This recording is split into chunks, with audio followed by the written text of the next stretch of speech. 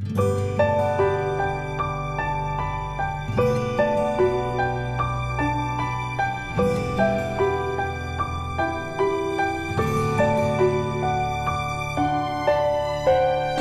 welcome to the next class of history.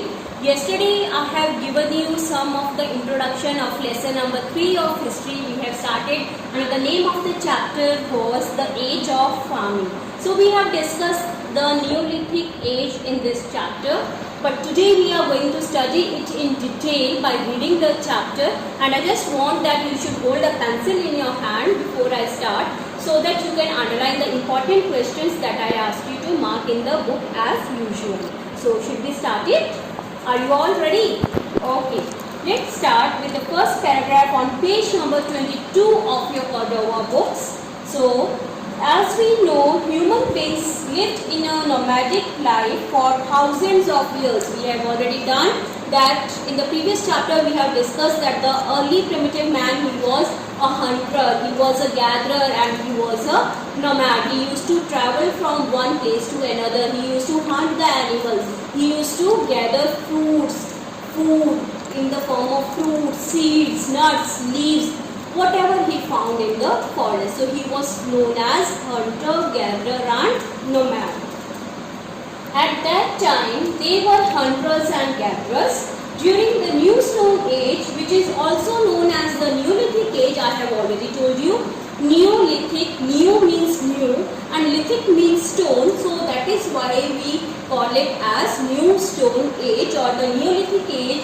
It started around 10,000 BCE, and early humans began to produce their own food and lead a settled life. So I have already told you that it is in the Neolithic period that the human beings, they started growing the crops, they started farming, agriculture, and then they became permanent settlers from the nomads. Now they used to settle down at one place because they had to look after their crops. So now they were no more nomads, although they continued to be hunters, but then they were food producers now. From food gatherers, they were food producers, and they were permanent settlers. They settled down at one permanent place by building their mud houses.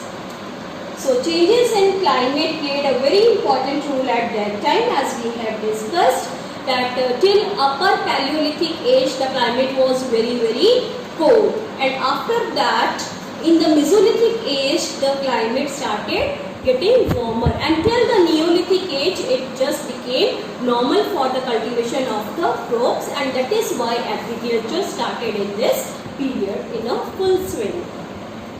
So a large portion of the earth's surface was covered with ice sheets in the beginning of the Neolithic age. Due to climate change, the ice melted and these areas became habitable. Habitable means able to be lived. So when ice melted due to the warmth, so then only these areas became habitable and the people could settle over there.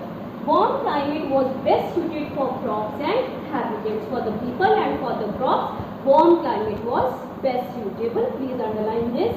As a result, dry areas became open grasslands and forests became dead. So now what happens when the climate became warmer? Trees began to grow in large number and it changed into a forest, and dry areas, they became grasslands, and when there was open grassland, so it was just cultivation or growing of the grasses on their own in the form of small shrubs and bushes. Beginning of farming. Now let us see the beginning of farming. Agriculture was the greatest discovery of the Neolithic age. Please underline very important question. When did agriculture start? In the Paleolithic age, in the Mesolithic, or in the Neolithic age? So your answer will be Neolithic age. Agriculture was the greatest discovery of Neolithic age. During this period, early humans learned the techniques of sowing seeds. Please underline.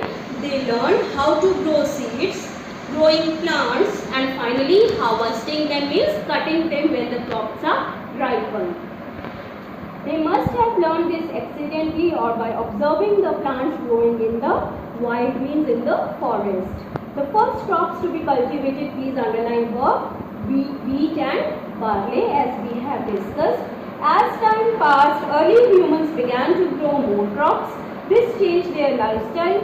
Now they settled in one place and grew crops. From food gatherers, they became food producers. So this was a drastic change. Please underline. From food gatherers, they became food producers. Now they produced crops for themselves.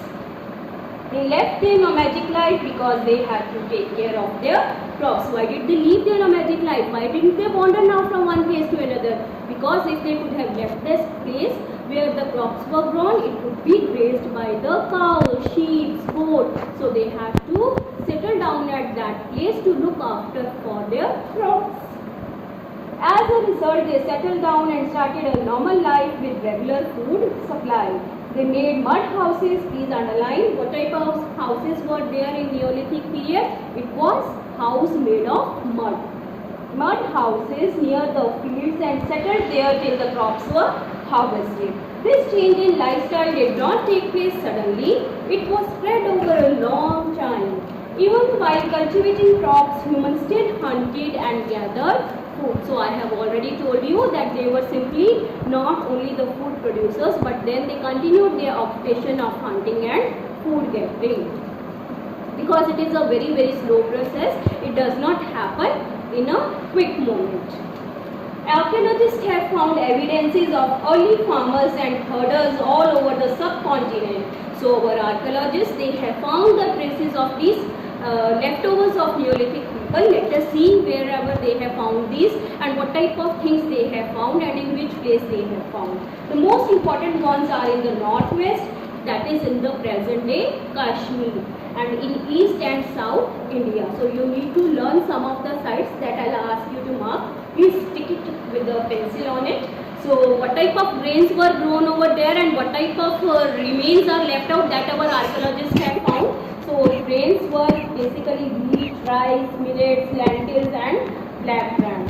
So sites where they are found, for example, wheat, remains of wheat, they are found in Mehergarh in Pakistan. This is very important Neolithic site. We are going to mark it in the map also. Please click on Mehergarh in Pakistan. Then we have Gufral and Burzahom in Kashmir. Then leave Gufrakal and then mark Buzrom in Kashmir and Chirang in Bihar. So here in these places we have found the traces of wheat. Then rice, it is in Koldibaha and Mahagarh in UP. Please note mark it. Then millets in Halur in Karnataka, Payampalli in Andhra Pradesh. We are not going to mark. Lentils in Gufrakal and Burzahom again in Kashmir, and then black gram in Payampalli. So we are not again going to mark. Important sites we are only going to mark. Domestication of animals. Now let us come to the domestication of animals and see what type of animals were domesticated by them. Humans of the Neolithic period started to domesticate animals, and please underline which was the first animal they domesticated. It is dog. The dog was probably the first animal to be tamed. Later other animals like goat and sheep were also domesticated. As a result, there was a continuous supply of milk and related products and also of meat. We have already discussed. Then since they settled down near the rivers, so obviously please underline fishing and hunting also began. Some animals were used in agriculture and transportation. So what type of animals were used for agriculture and transportation?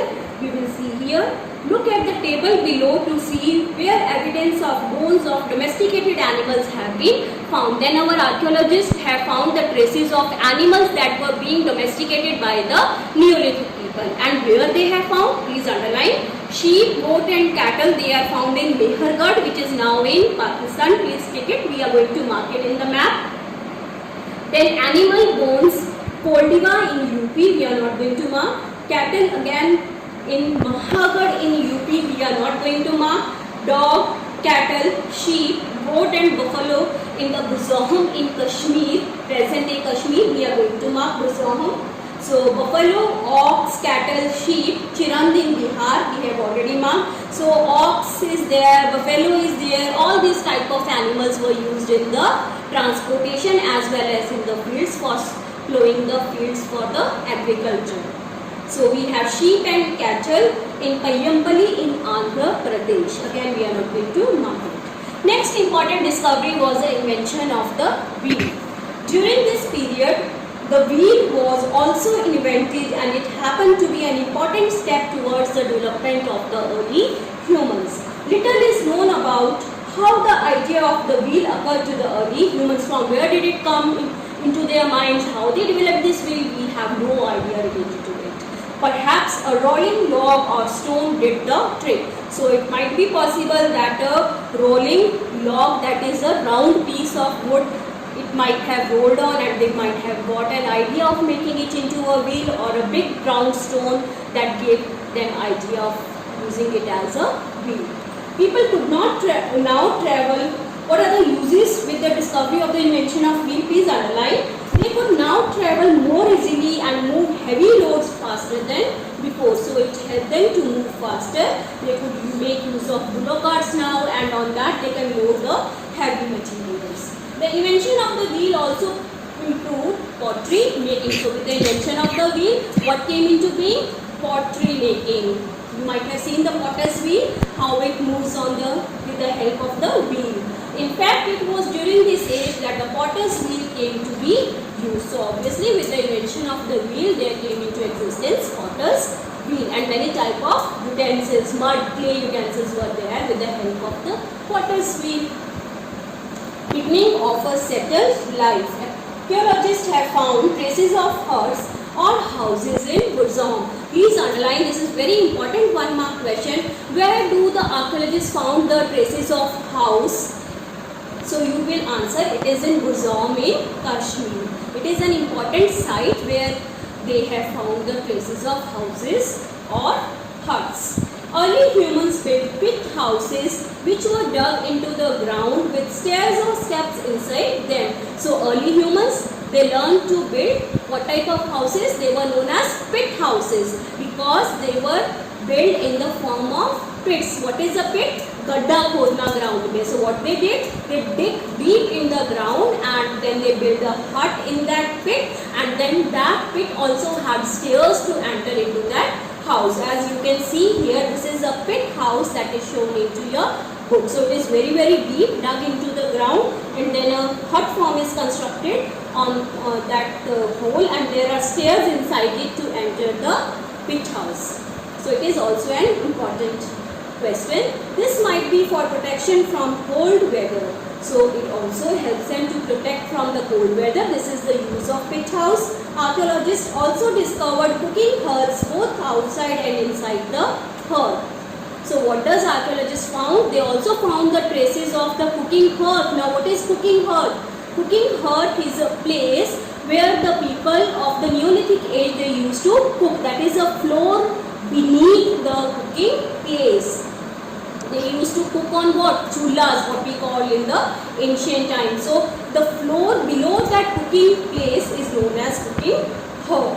So there we have traces of that also, both inside and outside the hut, as the people felt the need. If the weather was fine, they cooked it outside. If it was cold outside, they cooked it inside the hut. This shows that according to the weather, people could cook food either inside or outside the hut. Then please underline in that yellow paragraph, Burzahom in Jammu and Kashmir has been an important prehistorical site. A stone slab, then what other things archaeologists have found is a stone slab with a painting done by early humans has been found there. The painting depicts two hunters hunting a deer. As we have discussed about the primitive man, they had a hobby of doing the paintings on the walls of the cave, on the rocks. Similarly, the Neolithic people, they had a hobby of painting, and archaeologists have found a stone slab that had a painting done by the early humans. And what do they depict? They depict that a man is hunting two deers. So I have already told you the two hunters are shown hunting a deer. Whatever the things they used to do in their daily life, they used to depict in the form of a painting on the walls.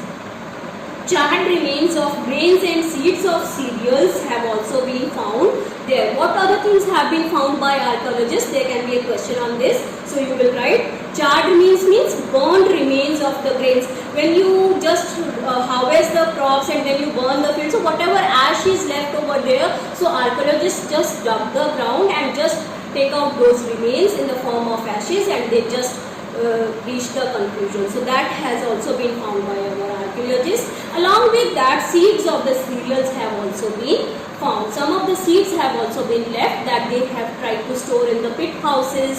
So that has been found by our archaeologists. Then there are multiple choice questions. Let us do that. During the New Stone Age, humans began to produce their own money, machines or food. We have just now learned they have learned to produce their own food. Dash people started to domesticate animals. Modern people, Paleolithic people or Neolithic people. Who started to domesticate animals first? It is Neolithic people. And the first animal to be tamed or domesticated was dog. Okay. So next, coming to beginning of a second life we have done. Now coming to Neolithic tools. So let us study about the Neolithic tools. I have already discussed about the mortars and pestles that are two important Neolithic tools. So please underline, mortars and pestles are two very important Neolithic tools. They were used, what was the function of these two tools? It was used for grinding grains. जैसे चक्की होती है ना, वैसे ही in the Neolithic age people used to grind these grains by using mortars and pestles. I will send you a video in which you can see the Neolithic tools. You will come to know how they used silvatta. If you just ask your grandparents or their grandparents, you might be having in some of the houses, especially in villages, what we call silvatta, जिसके ऊपर चटनी पीसते थे, वो grains grind करते थे. So in some of the houses it is still there. Even I have it in my house. So in my village, not here. Otherwise I would have shown you. So if I happen to get it, I'll show you. Otherwise I will send you a video. You can have a look over there. So these tools were basically more shinier than before, and they were of fine quality, and they were very sharp as compared to the Paleolithic and Mesolithic tools. So Neolithic tools are completely different from the Paleolithic tools. Just you can compare the tools of these two ages. These are the tools of Paleolithic. They are rough, crude, wherever they are more polished, refined. Just see the difference. They are rough sort of tools, and how shiny they are. These are Neolithic tools. So we'll study about this now. So what is mortar? A small hard bowl in which we crush substances. Mortar is what? It is a bowl type of a tool in which you crush things. कटोरा जिसको हम बोलते हैं. But then it was made up of stone. Neolithic tools, please underline the picture of Neolithic tools. Neolithic tools were well polished with a fine cutting edge. Fine cutting edge means they were very sharp and pointed as compared to the Paleolithic tools. Paleolithic tools, however, continued to be made and used. Some tools were also made using bones. Since animals were being domesticated, so whatever bones were there, they use those bones to just make some of the tools. Neolithic tools have been found. Now where we have found the Neolithic tools, please underline: in Gurjaham in Kashmir, in Maski, Brahmagiri, Nasirpur and Halur in Karnataka. So these are the places where we have found the Neolithic tools. So now something about the level of archaeology, how the archaeologists dig the ground and how do they come to the evidence that this tool is this much years old, this tool is this much years old. So let us see what is their technique in finding those years. So it's in the yellow paragraph. The rest of the things we will take up tomorrow. So just a small paragraph I want you to just read. Let us understand how archaeologists find out the level of the site which is earlier or which one is later. Obviously, when people start living at one place, so they just dump the things in the form of waste. Then another thing is dumped on that, then on that, then on that. This way of heap is created. So obviously the top part will be of the modern period, then lower than that period, then lower than that period, then lower, and the lowest thing or the waste material will be of the primitive age, the earlier age.